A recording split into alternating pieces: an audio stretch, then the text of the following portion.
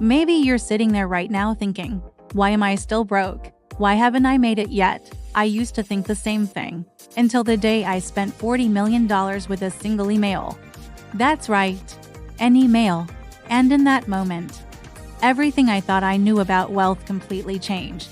By the end of this video, you're going to understand what Mark Cuban figured out that most people never will. It's not about the money, it's about something else entirely. Something you're missing right now. Here's exactly what happened. Mark Cuban grew up in Pittsburgh, Pennsylvania, middle-class family. His dad did upholstery on cars. His mom worked odd jobs. Nothing special. Nothing handed to him. But from the moment he could walk, Mark was hustling. Picture this, young Mark walks up to his dad while he's playing poker with his buddies. "Dad, I need new sneakers." His father looks at his feet and says, "Those shoes you got on? They work. When you have a job, you can buy whatever you want." That's it. No handout. No sympathy.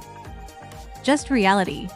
But then one of his dad's drunk friends at the poker table says, "Hey kid, I got something you can sell.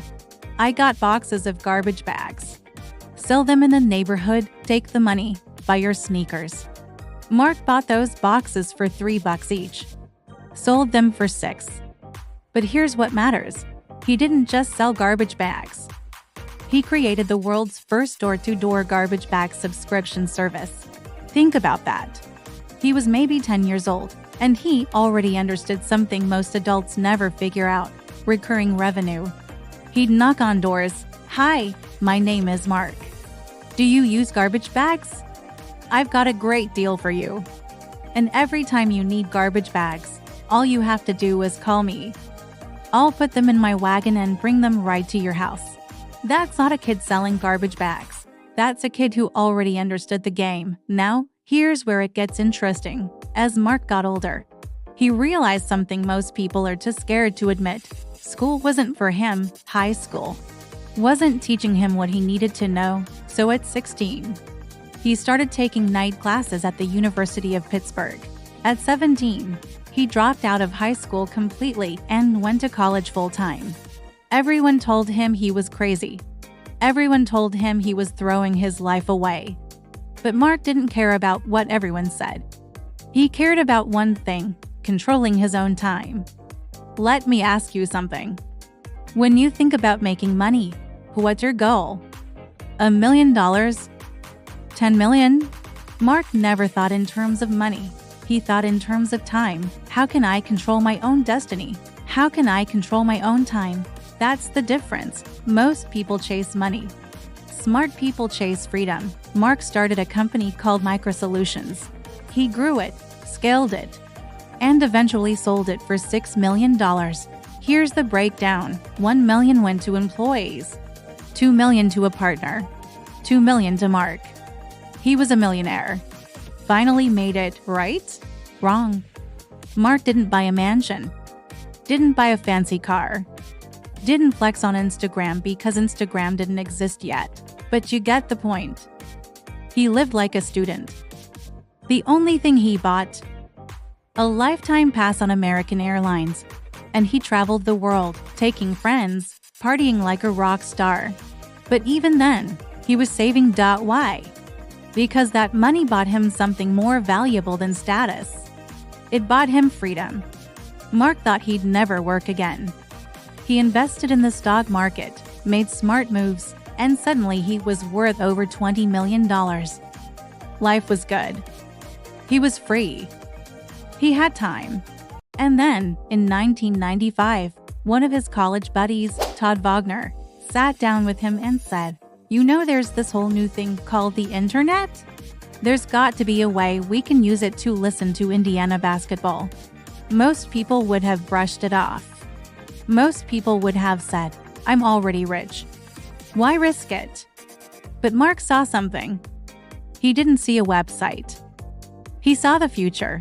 They set up a website called AudioNet. Then video came along, and they turned it into broadcast.com, the first streaming company in the world. Not Spotify, not Netflix. Mark Cuban did it first.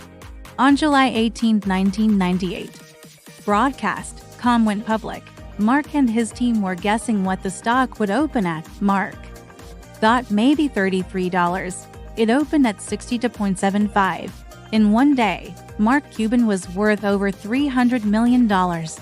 He's sitting there thinking, if this stock triples, I'm a billionaire. And then Yahoo came along. They wanted to buy Broadcast.com. The stock tripled. Mark Cuban became a billionaire. Now here's where most people would have fucked it all up. Yahoo offered to buy the company for stock, not cash. Stock. And Mark had seen stocks go up. He'd also seen them crash. He knew what most people refused to admit: the market was overpriced. It was going to crash. It was only a matter of time. So he told Todd. He told everyone who worked for him, don't be greedy. Todd had this saying: pigs get fat, hogs get slaughtered. Mark put together what's called a collar. He sold some of the upside to protect the downside. He bought puts. He hedged. 3 months later, the internet stock market cratered. The dot-com bubble burst. Thousands of paper billionaires lost everything. But not Mark. His trade was called one of the top 10 Wall Street trades of all time. Why? Because he understood something you need to tattoo on your brain right now. When you just chase dollars, it never works out well. Mark was worth $1 billion. And all he had to do was protect it and not get greedy. That's it. Protect it. Don't get slaughtered. Most people will watch this, nod their heads, and forget everything by tomorrow. But if you're still here, you're different. You see the pattern. Every week, we break down the real lessons that separate the wealthy from everyone else. Not the surface-level advice. The truth. If you're serious about changing your mindset, subscribe, because what's coming next will make this look like the beginning. So now Mark's a billionaire. What does he do? First thing he bought, a Gulfstream G5, $40 million, but he didn't just buy it. He's a tech guy. He goes online, finds the listing, emails the guy, and says, "Can I do a test flight?" First time he'd ever been on a private plane. He's sitting there thinking, this could be my plane. So he sends an email. Done. 40 million. I'll buy it. Biggest online purchase in the history of the internet. Still to this day. Why did he buy a plane? Not to flex. Not to post on social media. Because the most valuable asset you can never own is your time. And that plane saved him time. It gave him freedom. Second purchase. The Dallas Mavericks, $285 million. Mark went to a Mavericks game. It wasn't sold out. The energy was dead. He looked around and thought, I can do better than this. And then he realized, I can put my money where my mouth is. By January 4th, he owned the Dallas Mavericks. When he took over, he didn't get a big office. He didn't care about a big desk. He put his desk in the middle of the sales bullpen. He grabbed a phone book and started cold calling former customers. Ma'am, I know you've been to a Mavericks game before, but do you realize it's cheaper to come to a Mavericks game than take your family to McDonald's? Our tickets start at $8. Why don't you try us out? First game's on me. He wanted everyone who worked for him to see, if I ask you to do it, I'll do it too. He did the same thing with the players. He wanted them to feel good about going to work. He put in PlayStations, TV screens, upgraded the locker room with aromatherapy and lighting that impacts performance. Everything designed to give his players an edge. If you're running a company, and you can line your interests with the people you work with, things are going to work out. And you know what's really cool about owning a team? When your team is down by 3 seconds left, they take the shot, the ball's in the air, everyone's holding their breath. And it goes through the hoop, the players run out, dogpiling on each other, screaming and yelling. And Mark gets to run out with them. No one's going to rest him. It's his team. There's not enough money in the universe to put a price on that feeling. Third big purchase. And this one's important because there's a lesson here. One day, Mark's old partner from MicroSolutions calls him. There's this amazing house about to go into foreclosure. The guy spent $25 million building it, only lived there 8 months. Stock market crashed. He never sold his stock. Now he has to sell the house for $12.5 million. You have to decide today, yes or no.